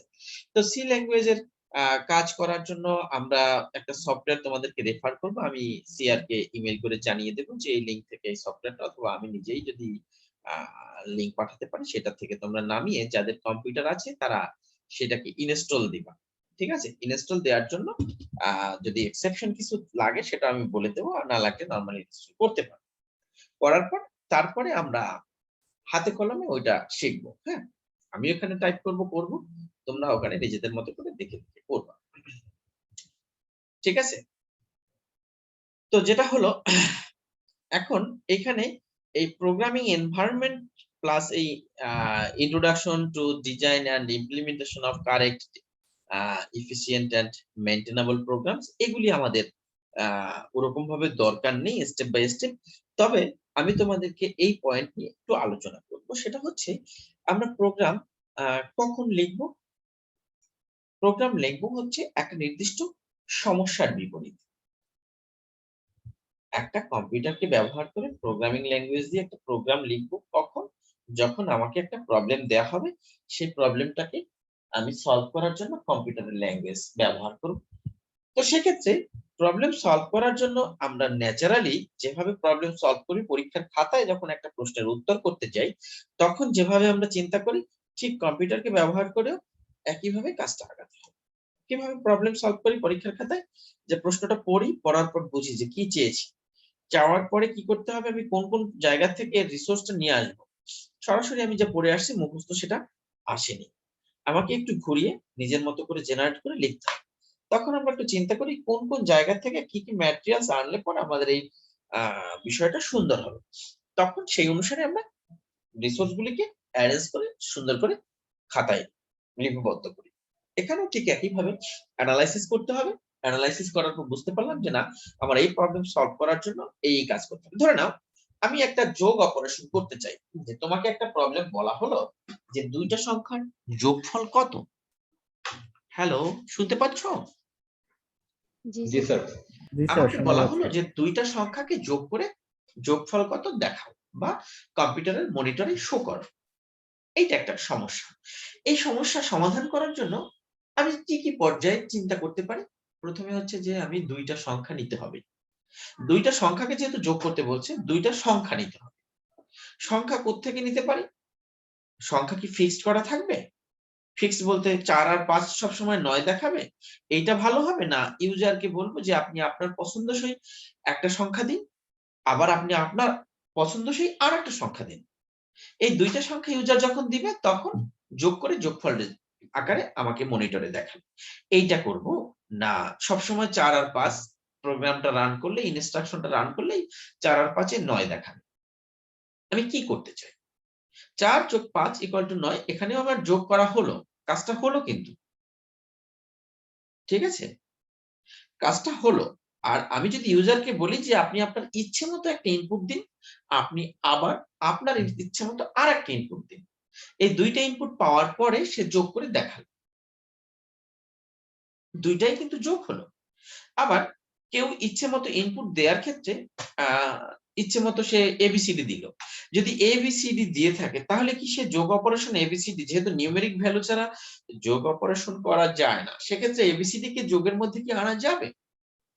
যদি আমার প্রবলেমটার মধ্যে এই ভিন্নধর্মী কোনো ইনপুটের ক্ষেত্রে কোনো ধরনের কাজ করতে পারে, সেটাকে করে যদি সে ইউজারকে মেসেজ দিতে পারে যে না আপনি যা করছেন সেটা কিন্তু ঠিক করছেন না, এটাও একটা প্রসেস হতে পারে। তাহলে আমি কিভাবে এই প্রশ্নটার উত্তর করতে চাই?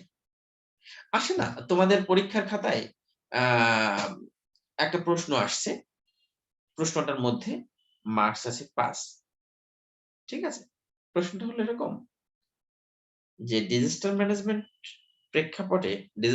ফ্যাকাল্টির প্রেক্ষাপটে বাংলাদেশের দুর্যোগ ব্যবস্থাপনায় এদের অবদান কতটুকু? এই প্রশ্নটার ক্ষেত্রে ৫ এর মধ্যে কেউ ৫ এর মধ্যে ৫ পাবে, আবার কেউ ৫ এর মধ্যে ৩ পাবে। ইনফরমেশন ৩ যে পেয়েছে সেও কিন্তু উত্তর লিখেছে, ৫ এ ৫ পেয়েছে সেও উত্তর লিখেছে। আবার এই প্রশ্নটার উত্তরের উপর ভিত্তি করে পরবর্তী কোনো এক প্রশ্নের উত্তরের বিপরীতে কিছু মার্কস এড হয়ে যাবে। এটা তোমাদের কাছে একটা কোশ্চেন হতে পারে যে স্যার এটা কি আপনারা করেন? এটা অটোমেটিক হয়ে যায় কিরকম জানো? যে তোমার একটা প্রশ্নের উত্তর যদি এত খুশি করার মতো হয়, তাহলে সেই ওয়েটটা মনের খুশিতে এক্সামিনারদের ক্ষেত্রে পরবর্তী প্রশ্নের ক্ষেত্রেও কিছুটা চলে আসে যে না এই ছাত্র তো ওই কোশ্চেনটা এত ভালো লিখেছে, তো এটার মধ্যেও সে একটু ত্রুটি বিচ্ছুতি যা আছে এটা সমস্যা নাই, ঠিক আছে। তবে একেবারে যদি খারাপ লেখো সেক্ষেত্রে কিন্তু এই ওয়েটটা কাজ করে। তো আমি যেটা বললাম, এই যোগ অপারেশনটা করার ক্ষেত্রে আমি ৩ টা ধাপ মানে প্রক্রিয়া বললাম। ৩ টা প্রক্রিয়ার ৩ টা প্রক্রিয়াই সঠিক। তোমাকে কি আমি কোন প্রক্রিয়াকে বলতে পারবো যে না তুমি ভুল করেছো, তোমারটা হয়নি? নিশ্চয়ই না। ৪ যোগ ৫ ৯ এটাও যোগ হলো। দ্বিতীয়বার ইনপুট নিয়েও যোগ হলো। তৃতীয়বার এক্সেপশন হ্যান্ডেল করার পরও যোগ হলো। আমি কিন্তু কাউকেই বিমুখ করতে পারবো না। সবাই উত্তর সঠিক লিখেছে। সেটাই আমি বললাম যে আমি কিভাবে প্রবলেম সলভ করব সেটা চিন্তা করতে হবে। সে সলভ করার ধারাবাহিকতাটা কিভাবে হবে সেটা করার পর আমি এটা ডেভেলপ করলাম, মানে কোড লিখলাম। কোড লেখার পরে দেখো ডেভেলপমেন্ট ফেজ মানে কোড করা, ঠিক আছে? তো এখন কোড করার পরে আমি আমার মতো করে ইনস্ট্রাকশন লিখছি, লিখে রান করিয়েছি। মনে হয়েছে যে না এটা হবেই, হয়েছেও। কিন্তু মেশিন যখন এটাকে ইমপ্লিমেন্ট করবে তখন তোমার চিন্তা আর তার চিন্তা এক নাও হতে পারে। ঠিক আছে? তুমি যে চিন্তা করে মেশিনের কথায় মেশিনকে বুঝিয়েছো সেটা সে ওভাবে বোঝেনি। মানে তুমি মেশিনের লেভেলে যেতে পারোনি, তুমি তোমার লেভেল থেকে মেশিনকে কন্ট্রোল করতে গিয়ে কোথাও না কোথাও একটু মিস্টেক করে ফেলেছো। এই জন্য আর কি একটু এই ইমপ্লিমেন্টেশন এন্ড টেস্টিংটা লাগবে। টেস্টিং করে যদি তুমি বিভিন্ন ধরনের বিষয়গুলিকে ডিল করতে পারো, দেখা গেছে যে না যত ধরনের যোগ হওয়ার সম্ভাবনা আছে সব যোগই তোমার প্রোগ্রাম করতে পারছে, তাহলে ওকে। আর যদি এক্সেপশন হয়, তোমরা একটা জিনিস খেয়াল করে থাকবে যে কিছু কিছু প্রোগ্রাম আছে বা কিছু কিছু অ্যাপস আছে হঠাৎ করে ক্র্যাশ করে না এরকম? হ্যালো ডিয়ার জি student, sir. Are you hearing me? তোমাদের ব্যক্তিগত জীবনে অনেক সময় আছে কি কম্পিউটার চলছে, হঠাৎ করে একটা প্রোগ্রাম হ্যাং হয়ে গেল, কম্পিউটার পাওয়ার অফ করে দিতে হলো, অথবা কোনো অ্যাপস থেকে কথা বলছো বা কাজ করছো বা কিছু একটা করছো, হঠাৎ করে অ্যাপসটা ক্র্যাশ করলো। কেন ক্র্যাশ করছে? কারণ তুমি যে ধরনের নির্দেশনা এই মুহূর্তে দিয়েছো বা দেওয়ার চেষ্টা করছো, সেই নির্দেশনা ওর পক্ষে ডিল করা সম্ভব হচ্ছে না, বিধায় সে ক্র্যাশ করছে বা তোমাকে স্টপ করে দিচ্ছে। এইগুলিকে তোমাকে ডিল করার মতো তোমার যে কোনো প্রোগ্রামের ক্ষেত্রে এরকম হতে পারে এইটা। তো যাই হোক, এখানে এগুলি বাদ দাও, যেটা লাগবে সেটা আমি তোমাদেরকে দেখাচ্ছি। ও, এখানে আরেকটা দুইটা জিনিস আছে। আমরা যখন এই আমাদের হাই লেভেল ল্যাঙ্গুয়েজ থেকে প্রোগ্রাম লিখলাম বা মেশিন ল্যাঙ্গুয়েজ মানে অ্যাসেম্বলি ল্যাঙ্গুয়েজে প্রোগ্রাম লিখলাম, তখন এই প্রোগ্রামটা যেহেতু যোগ বা অ্যাড যে যে ইংলিশ লাইক ল্যাঙ্গুয়েজে লিখি না কেন, আমি তো 01 দিয়ে লিখি না বা লিখবো না, সেখানে যে যোগ বিয়োগ করছি বা ইংলিশ ল্যাঙ্গুয়েজের মতোই কিছু ল্যাঙ্গুয়েজ দিয়ে সিম্বল টিম্বল দিচ্ছি, এগুলি মূলত কি করা হয়, এগুলি মানুষের বোঝার জন্য সহজে সে লিখতে পারে, কিন্তু মেশিন সহজে মেশিন এটাকে সরাসরি নিতে পারে না। এটাই কি হয়, এর মধ্যে আমরা যখন এটা লিখি তখন এর মধ্যে আরেকটা কম্পিউটারের মধ্যে একটা সফটওয়্যার ইনস্টল করা থাকে, যেটাকে আমি কম্পাইলার বলি। এই সি ল্যাঙ্গুয়েজের বিপরীতে সে যেটা করবে, মানুষের কাছ থেকে এই লেখাটা নিয়ে এর ভিতরের যে দোভাষী থাকবে যাকে কম্পাইলার বলছি, সে এই ল্যাঙ্গুয়েজটাকে কনভার্ট করে 01 এ পরিবর্তন করে দেবে, মেশিনে কনভার্ট করে দেবে। ঠিক আছে? এইজন্য এটাকে বলা হয় কম্পাইলার। আর কম্পাইলারটার মূল কাজ হচ্ছে, দেখো হাই লেভেল ল্যাঙ্গুয়েজ থেকে, দেখো এখানে লেখা আছে ইনটু করসপন্ডিং অবজেক্ট বা লো লেভেল ল্যাঙ্গুয়েজ। বুঝতে পারছি? হাই লেভেল ল্যাঙ্গুয়েজ থেকে কনভার্ট করে সেটাকে 01 এ কনভার্ট করাটাই হচ্ছে কম্পাইলারের কাজ। ইন্টারপ্রিটারেরও কাজ হচ্ছে এই 01 এ কনভার্ট করে দেয়া। কিন্তু দুইটার মধ্যে যে স্যার এই দুইটার কাজ যদি একই হয় তাহলে দুইটার দুই নাম কেন হলো? এর পার্থক্য হচ্ছে যে আমরা যখন কম্পাইলারকে বিবেচনা করব, তখন সম্পূর্ণ প্রোগ্রামটাকে সে একত্রে ধরে মেশিন ল্যাঙ্গুয়েজে কনভার্ট করে ফেলবে। আর এখানে যদি কোথাও কোনো ভুল ত্রুটি থাকে, তখন সে শো করবে যে আপনার এই টোটাল প্রোগ্রামের মধ্যে এখানে এখানে ভুল আছে, আপনি এটা সংশোধন করুন। যে এই ভুল আছে বলতে সে মেশিন কোডে কনভার্ট করতে কমপ্লেক্স মানে প্রবলেমে পড়েছে। আর ইন্টারপ্রেটারের কাজ হচ্ছে যে সে হাই লেভেল থেকে মেশিন ল্যাঙ্গুয়েজে কনভার্ট করবে, বাট এখানে সে এক একটা লাইন বা এক একটা স্টেটমেন্ট ধরে ধরে প্রোগ্রামগুলি এক একটা স্টেটমেন্ট ধরে ধরে হাই লেভেল থেকে মেশিন ল্যাঙ্গুয়েজে কনভার্ট করে থাকে। এইজন্য এটাকে বলা হয় ইন্টারপ্রেটার। তো দুটার পার্থক্যটা আমরা মোটামুটি বুঝতে পেরেছি। দুটার কাজ একই, কিন্তু কাজের ধরন একটু ভিন্ন। এই টোটাল সম্পূর্ণ প্রোগ্রামটাকে একত্রে ধরে কনভার্ট করে ফেলে, আর এই এক একটা স্টেটমেন্ট, দেখো program statement just each high level language, এটা হচ্ছে মূল পার্থক্য। একটা স্টেটমেন্টকে ধরে সে কনভার্ট করে। বুঝতে পেরেছি? Hello everybody. জি স্যার। জি স্যার, শুনতে পাচ্ছি। এই বেসিক মানে এখানে ইন্টারপ্রেটার ব্যবহার হয় মূলত বেসিক পার্ল এগুলির ক্ষেত্রে, ঠিক আছে? আর এই COBOL, FORTRAN, C, C plus plus এগুলির ক্ষেত্রে কম্পাইলার অ্যাড থাকে, ঠিক আছে?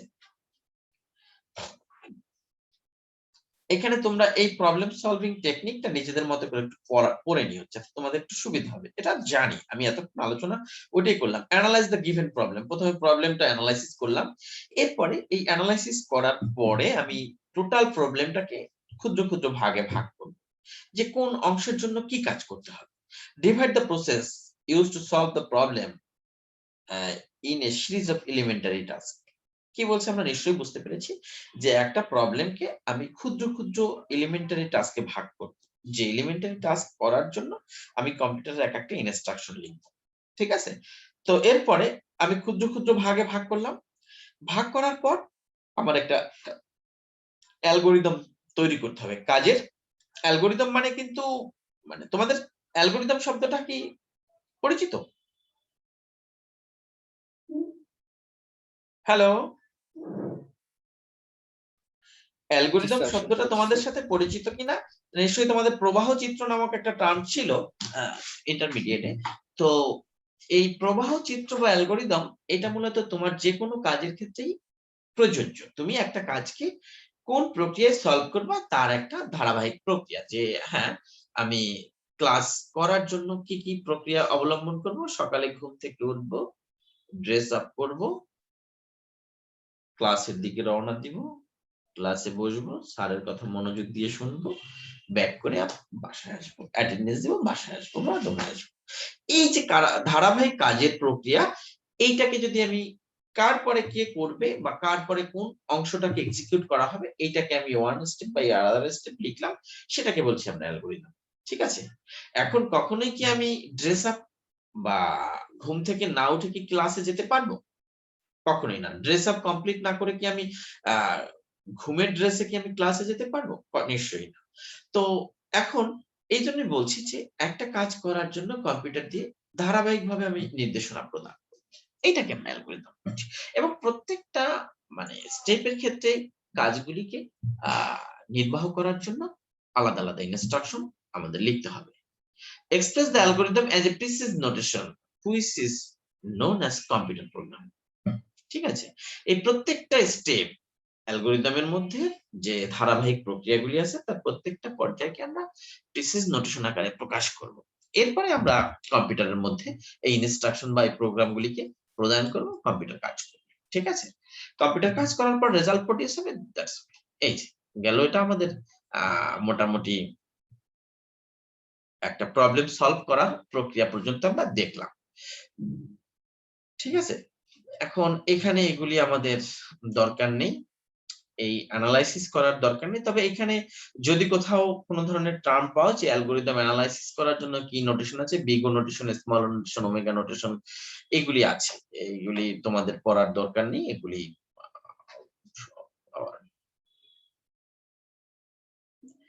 Out of our purpose.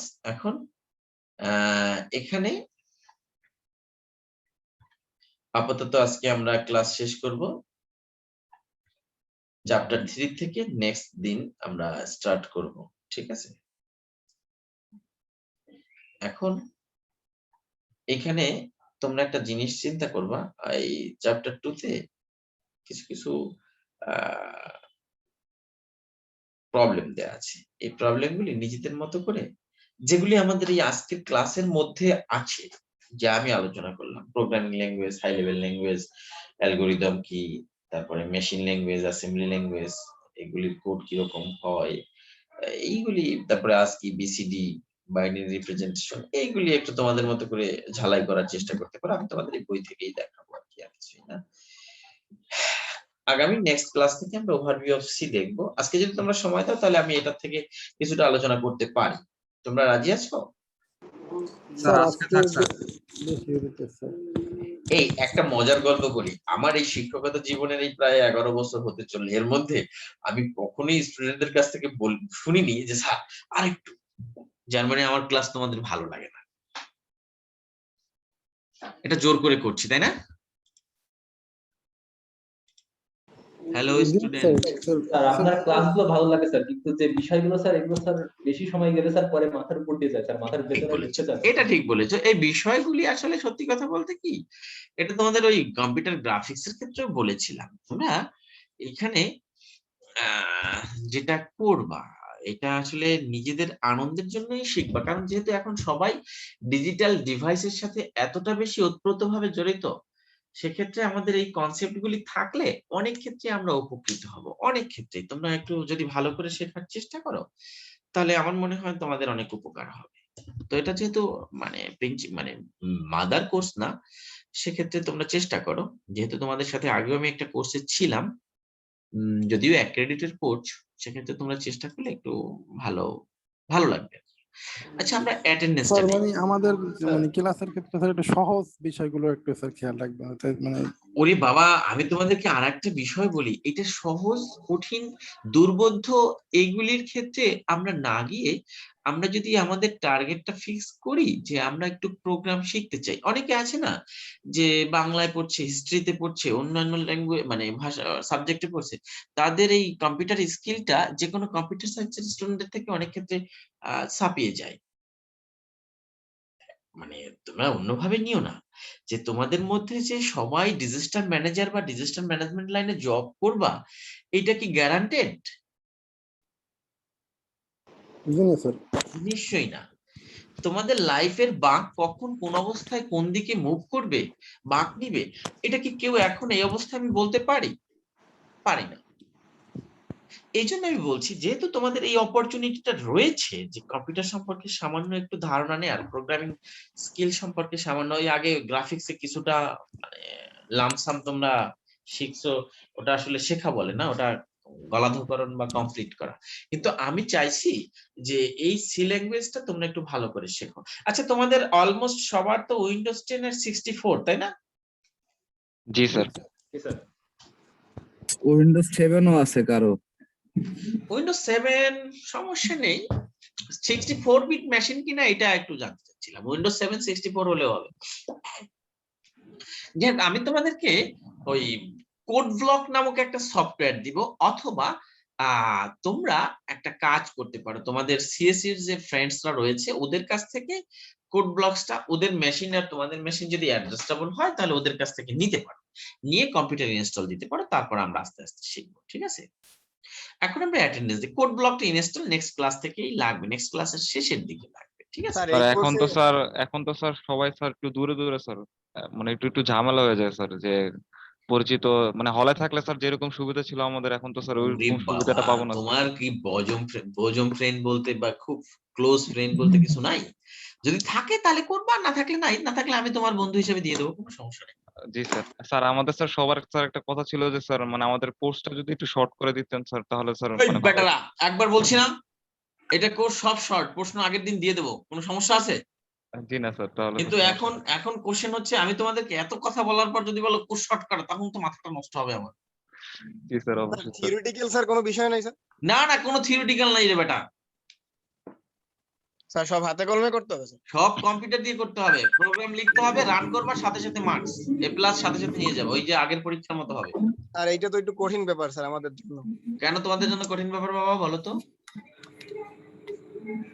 আর আমরা তো স্যার একটু কম পারি স্যার এই ব্যাপারগুলো। না না, তোমরা কম পারবা না, তোমরা কম পারতে, তোমাদের তো কম পারানোর জন্য তো হবে না।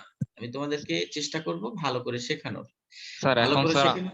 স্যার এখন তো স্যার ওই যে কোভিড-19 মানে পরিস্থিতি স্যার, এখন স্যার যদি বাই চান্স স্যার আমাদের পরীক্ষা অনলাইনে হয় স্যার, তাহলে তো স্যার আমরা স্যার ওই আগে যেরকম স্যার ওই ফ্রেন্ডদের কম্পিউটার বা ল্যাপটপ নিয়ে আসা গেছে, অনেকের তো স্যার ল্যাপটপও নাই স্যার, তখন তো ঠিক স্যার। আছে, সমস্যা নাই, তার বিকল্প ব্যবস্থা আমি তোমাদেরকে করে দিব।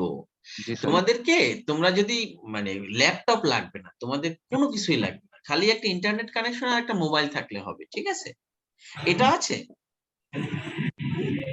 জি কারণ স্যার আছে। এটাও স্যার কিন্তু 100% নাই স্যার। অনেকের স্যার নাই স্যার আবার। যাদের 100% নাই, তারা এই 1-2 বছরের মধ্যেও যদি কেউ ম্যানেজ করতে না পেরে থাকো, তাহলে এটা দুঃখজনক হবে এবং দুর্ভাগ্যজনক হবে। তোমরা এখানে একটা কোশ্চেন বলতেই পারো যে স্যার ফাইন্যান্সিয়াল ক্রাইসিস। হ্যাঁ, আমি মানছি অনেকেরই ফাইন্যান্সিয়াল ক্রাইসিস থাকতে পারে বা আছে। হ্যাঁ, এখন এখন বর্তমানে অ্যান্ড্রয়েড সাপোর্টেড ফোন 4-5-6 হাজার টাকায় পাওয়া যায়, যেটা ইন্টারনেট কানেকশন ব্যবহার করা যাবে। তো 4,000-5,000 টাকা বা 6,000 টাকার ক্ষেত্রে যে প্রবলেমটা হবে, সেটা যদি কারো কোনো ইস্যু তৈরি হয়, তাহলে তোমরা স্ব ফ্যাকাল্টির মধ্যে আলোচনা করে এটাকে ম্যানেজ করতে পারো। কারণ এই বিষয়টা এমন পর্যায়ে চলে গেছে, তোমাদেরকে অনলাইনে পরীক্ষায় বসতে হতে পারে। সেক্ষেত্রে এই অজুহাতটা এখন আর মনে হয় অতভাবে গ্রান্টেড হবে না, বুঝছো? তুমি যদি গ্রামে থাকো, তাহলে তোমার যে পর্যায় পর্যন্ত নেটওয়ার্ক ভালো আছে, সেই পর্যায় পর্যন্ত গিয়ে তোমার ক্লাস পরীক্ষায় অংশগ্রহণ করতে হবে। It's your responsibility. জাস্ট এইরকম সিদ্ধান্ত হায়ার অথরিটি থেকে নেওয়া আছে। হায়ার অথরিটি মিন্স মিনিস্ট্রি থেকে, এটা মানে বিশ্ববিদ্যালয় কর্তৃপক্ষের না। আস্তে আস্তে দেখবে তোমাদের অনলাইনে পরীক্ষায় বসতে হবে। ঠিক আছে, এখন এইটা আর কি ম্যানেজ করতে হবে, বুঝছো? অনেকেরই জটিলতা কমপ্লেক্সিটি থাকবে, অসুবিধা থাকবে, কিন্তু বাকি যারা আছো তাদেরকে তো আর পিছিয়ে রাখা যাবে না। আমি বুঝি সিচুয়েশনটা একটু অড। তো এখন আমি তোমাদেরকে যেটা বললাম যে অ্যাটলিস্ট একটা ইন্টারনেট কানেকশন আর একটা মানে মোটামুটি ইন্টারনেট সাপোর্ট করে এরকম ডিভাইস হলে তোমরা পারবে। স্যার আমার একটা প্রশ্ন ছিল স্যার। হ্যাঁ বলো। স্যার এই যে আমরা এই প্রোগ্রামিং ল্যাঙ্গুয়েজ শিখে মানে যে বিষয়গুলো শিখতেছি স্যার, এগুলো তো স্যার আগে থেকেই ডেভেলপ করা আছে। যেমন স্যার এই প্রোগ্রামিং ল্যাঙ্গুয়েজ শিখে আমরা যোগ বিয়োগ গুণ ভাগ বা এই ধরনের সিম্পল কাজগুলো শিখতেছি। হুম হুম হুম হুম। তো স্যার এই কাজগুলো তো স্যার আগে থেকেই করা আছে, হ্যাঁ, বরং হ্যাঁ। এর থেকে আরো বড় বড় কাজ আমরা করতে পারছি। হ্যাঁ, তাহলে হ্যাঁ, স্যার এগুলো শিখে definitely। স্যার আলটিমেটলি খুব আমাদের মজার। কাজটা এই কি তোমার হবে? কোশ্চেন আমি বুঝতে পেরেছি, তোমার কোশ্চেন বুঝতে পেরেছি। এখন ওর কোশ্চেনটা অনেক মজার, সো ইন্টারেস্টিং। ওর কোশ্চেনটা কি বাকিরা বুঝতে পেরেছো? না স্যার। ও জি স্যার, বলতে বুঝতে চেয়েছে যে পেরেছি স্যার। স্যার আমাদের যোগ বিয়োগ গুণ ভাগ এগুলি তো আগে থাকতেই কম্পিউটার অনেক করতে পারছে, এগুলি তো সেই কম্পিউটারের শুরুর থেকেই খালি যোগ বিয়োগের ইতিহাসে শুনছি। তো এইগুলি শিখে আমরা এখন কি করব? এর থেকে কি আমরা মানে অন্য ধরনের কাজ করতে পারি না? Am I right? এই কোশ্চেন কর্তা কে? জি স্যার, আমি স্যার এরকমই বলতে চাচ্ছি। হ্যাঁ, তো এখন দেখো প্রোগ্রামটা কি জিনিস সেটা তোমাকে আমি একটু বোঝানোর চেষ্টা করছি। এই তোমরা বিরক্ত হবে না যে স্যার ও কোশ্চেন করে আপনাকে আবার এই মানে লেকচারের মধ্যে ঢুকাই দিল। না স্যার, বিরক্ত হচ্ছি না স্যার। হ্যাঁ, ধরে নাও না তোমাকে স্যার, না। একটা প্রবলেম দেওয়া হয়েছে, তুমি যোগ করতে পারো, বিয়োগ করতে পারো এবং তুমি কিছু সংখ্যা ডিসপ্লেতে দেখাতে পারো। তোমাকে একটা প্রবলেম দেওয়া হয়েছে, জাস্ট মেক এ ডাটা, মানে জাস্ট তুমি একটা প্রোগ্রাম লেখো যেখানে ডিসপ্লেতে এরকম কিছু রিপ্রেজেন্ট হবে।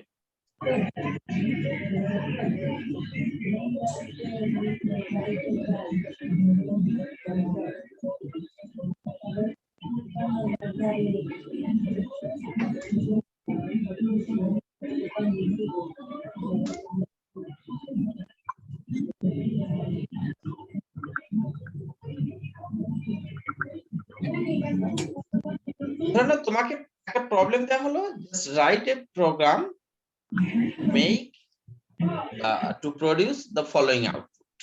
এইটা তোমাকে একটা প্রবলেম দেওয়া হলো, তুমি কিন্তু যোগ বিয়োগ পারো অথবা তুমি এরকম ডিসপ্লেতে এরকম স্টার প্রেজেন্ট করতে পারো, এটা তুমি জানো। এখন তুমি এই স্টাইলের একটা সিরিজ তৈরি করার জন্য তোমাকে যে নির্দেশমালাগুলি লিখতে হবে সেটা কিন্তু সরাসরি আগে থাকতে কেউ তৈরি করে রাখেনি। এইটুকু তৈরি করার জন্য তোমার যা যা নির্দেশনা লাগবে সেটা তোমাকে করতে হবে। আবার এরকম একটা বিষয় আছে যে তোমাকে প্রোগ্রামটা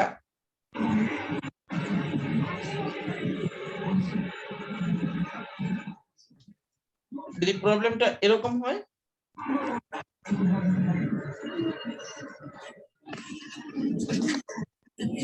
তুমি এরকম একটা সিরিজ বানাও, ডিসপ্লেতে প্রিন্ট করতে পারো, ডিসপ্লেতে তুমি শো করতে পারো, তুমি একটা স্টারকে প্রিন্ট করার কৌশল জানো কিন্তু বাকিগুলি তুমি জানো না। তোমাকে এখন প্রবলেমটা এমন ভাবে দেওয়া হয়েছে যে তুমি এরকম একটা ডিসপ্লে আউটপুট তৈরি করো বা মনিটর আউটপুট তৈরি করো। তুমি যদি এইটা করতে পারো, তোমাকে আরেকটা প্রবলেম দেওয়া হয়েছে, তুমি এরকম করো।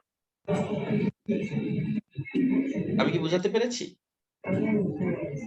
তুমি স্যার, শুধুমাত্র একটা স্টারকে প্রিন্ট করতে পারো, তুমি শুধু একটা স্টারকে প্রিন্ট করতে পারো, বাকিগুলি তুমি জানা না। তাহলে ওই একটা স্টারের প্রিন্টিং কৌশলটাকে ব্যবহার করে তোমাকে এইগুলি তৈরি করতে হবে। তুমি অ্যাডিশন জানো, সাবট্রাকশন জানো, মাল্টিপ্লিকেশন, এক্সপোনেন্ট এগুলি বের করতে পারো, কিন্তু তোমাকে যদি বলা হয় তুমি এই সিরিজটার যোগফল বের করো, দেখো একটু খেয়াল করো, 1 by 1 into 2 into 3 যোগ 1 by 1 into 2 into 3 into 4 plus 1 by 1 into 2 into 3 into 4 into 5, just এরকম আমি একটা র্যান্ডম সিরিজ বানালাম, plus dot dot dot dot. হ্যাঁ, তুমি এই প্রবলেম সলভ করার জন্য তো কোনো নির্দেশনা সরাসরি দেয়া নাই। তুমি কি বুঝতে পারছো ধারার যোগফল? জি স্যার। স্যার তুমি যোগ পারো, গুণ পারো, ভাগ পারো, বিয়োগ পারো, সব পারো, বাট তুমি কি এই সিরিজটা ক্যালকুলেশন করার জন্য ডিরেক্টলি যোগ বিয়োগ গুণ ভাগ এরকম কোন সিরিজ ক্যালকুলেশনের ইনস্ট্রাকশন তোমার জানা আছে? যে না আমি এই রকম কিছু একটা দিলে ডাবল যোগ, তিনটা যোগ, চারটা যোগ এরকম লিখে দিলে এই সিরিজটার যোগফল বের হয়ে আসবে। হ্যাঁ, আমি এটা করতে পারলাম। না এখন যদি তোমাকে এখানে আরেকটা প্রবলেম বলা হয় যে না 1/1 স্কয়ার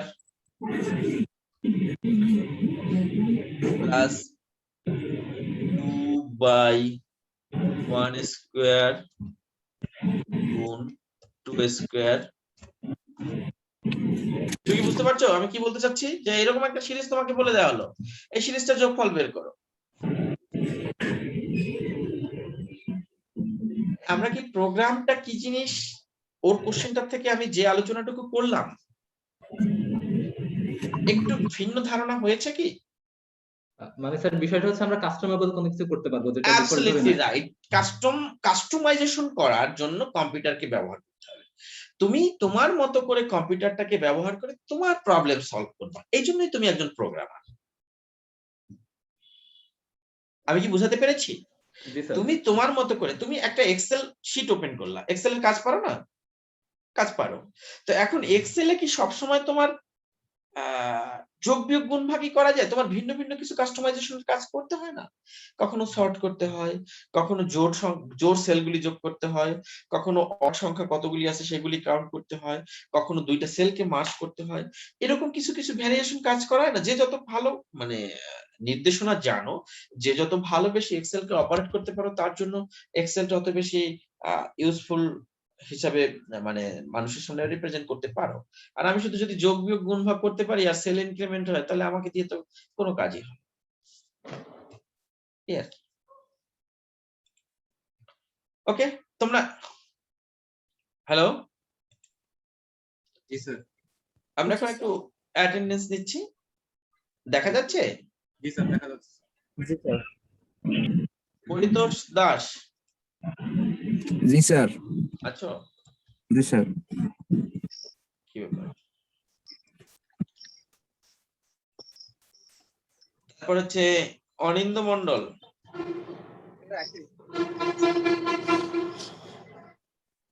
তারপর হচ্ছে নাবিলা ইসলাম, নাকি নাবিলা ইসলাম আছো?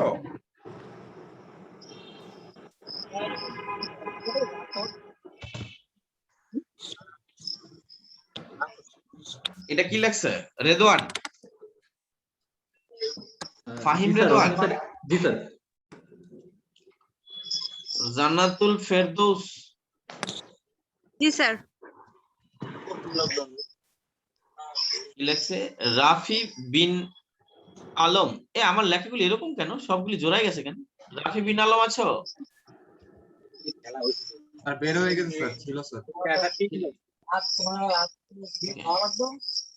জি স্যার, রাফি বিন আলম ছিল স্যার। ঠিক আছে। আতিকুল ইসলাম, শাহরিয়ার হাসান। স্যার আমি আছি স্যার, শাহরিয়ার হাসান। ওকে। আবু ইউসুফ সাইদ আছি স্যার। আশিকুর রহমান, আর আছি স্যার। মাজহারুল ইসলাম, মাজহারুল ইসলাম, সঞ্জিদা, জি স্যার। তারপর হচ্ছে এটা আমি একটু বিপদে পড়ে গেছি। এটা কে রে? আহমেদ আছি স্যার। আহমেদ, আহমেদ আছে, কিন্তু আমার এখানে এরকম জোড়াই গেছে কেন? জি স্যার, শেখের পরে স্পেস নাই স্যার। সেটা কেন হলো আমি জানি না। শোভন নাকি? জি স্যার। প্রান্তরায় শোভন, আছি স্যার। নুসরাত জাহান নিশা, জি স্যার আছি। তাসমিয়া, জি স্যার আছি। Abdullah, yes sir. অনিন্দ দেব, এটা আছো? অনিন্দ দেব,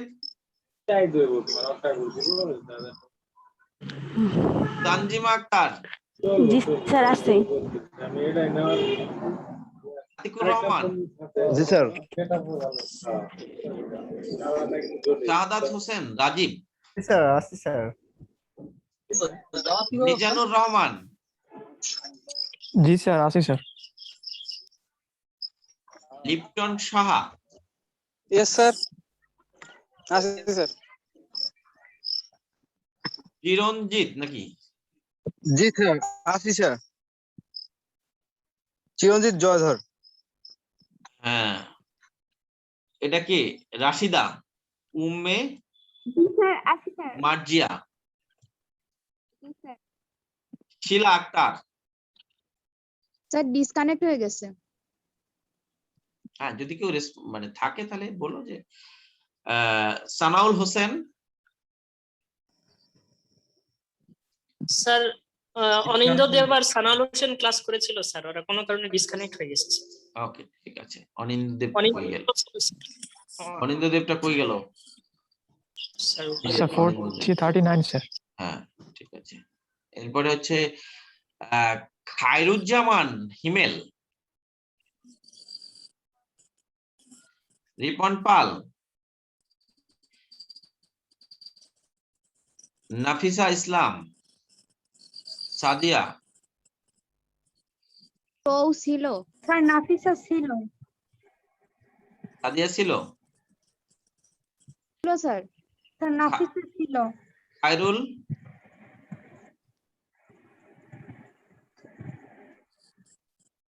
স্যার রিপন পালও ছিল স্যার।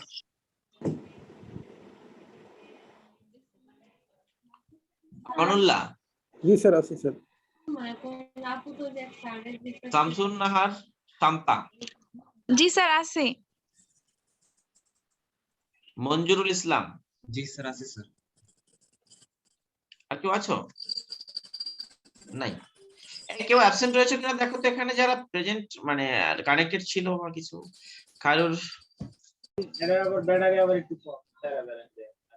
খায়রুজ্জামান আর খায়রুল কি লেখছে? স্যার নাবিলা খায়রুল ইসলাম। আনাম খান। আর খায়রুল ইনাম খান। হ্যাঁ রে বাবা, এখানে তো এই জায়গায় স্পেস স্যার স্যার নাবিলা ইসলাম ছিল। ওই নাবিল ইসলাম দেখো। স্যার শুরুতে 7 নাম্বার রোল। এই দেখো 52 অ্যাবসেন্ট, 17 অ্যাবসেন্ট, 11 নাবিল ইসলাম। নাবিলা ছিল। ঠিক আছে। স্যার এখানে স্যার এই যে 05 স্যার আমাদের সাথে নাই স্যার, অনিন্দ মণ্ডল। কোথায় গেছে? ইন্ডিয়া গেছে স্যার। অনিন্দ মণ্ডল এখানে প্রেজেন্ট দিলাম কেন? কে যেন বললো অনিন্দ মণ্ডল আছে? স্যার অনিন্দ দেব আছে স্যার। 05 টোটালটাই ক্যান্সেল নাকি? জি স্যার ইন্ডিয়া। অনিন্দ্য দেব 39 আছে স্যার। অনিন্দ্য দেবের কথা বলছি স্যার। অনিন্দ দেব 39 স্যার। এবার ওকে, থ্যাংক ইউ। একটা কথা ছিল স্যার। হ্যাঁ বলো বাবা।